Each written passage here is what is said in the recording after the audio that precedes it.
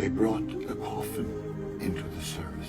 This man had died in a car accident. His name was Daniel Ekechukwu. And his wife had the faith to bring him in an ambulance after 3 days in the mortuary. I was in Nigeria, in Onitsha. I was to dedicate a church. And then, while the service was going on and I was preaching, there was a commotion at the back. A lady had arrived with her dead husband in a coffin. She wanted to bring it right here in front of me. But the ushers, they made a big fuss. They wouldn't allow it. I was already in the middle of my message. After long discussion, they said, put the dead man in the basement. That's close enough.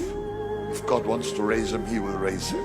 And as I was preaching and praying up there, suddenly that man, 3 days in the mortuary and already embalmed, suddenly somebody rushed in and said, it's now breathing, that is breathing, is breathing. I didn't even know there was a corpse in the cathedral. But somebody had faith.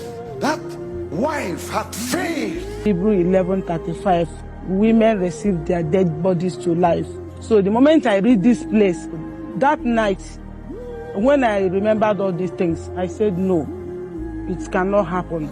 I must do something to prove God again. On Saturday, while we were sleeping in the night, the wife of my son, for I took him to the mortuary. The woman said that the husband is disturbing her, that they should carry her to Onitsha for Reverend Bonnke. She said, God spoke to me, God spoke to me, God spoke to me. They couldn't get rid of her. They offered her the basement. But it doesn't matter to Jesus. We rushed to this St. Eunice clinic and met Dr. Joseph, thoroughly examined him and said he's off. But it's better we remove him and put him to the mortuary. I was told he was involved in a motor accident at Onitsha. When I examined him, I looked at the chest. There were no respiratory movements. I listened with the stethoscope. There were no breath sounds. I tried to look at the heart, the cardiovascular system. There were no heart sounds, and the patient had no pulse. I looked at the eyes. The pupils were fixed and dilated.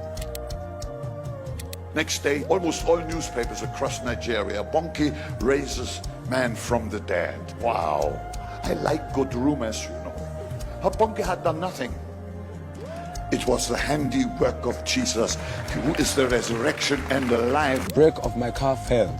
I missed this car 238. Because of how dangerous that place is, there's very big pillars they positioned there to wedge the car not to somersault inside the big place. So my car had to hit those pillars, and I hit my chest on the steering, and I remembered I was vomiting blood. Blood was coming out of my nose. I remembered they brought me out of the steering. That was all I could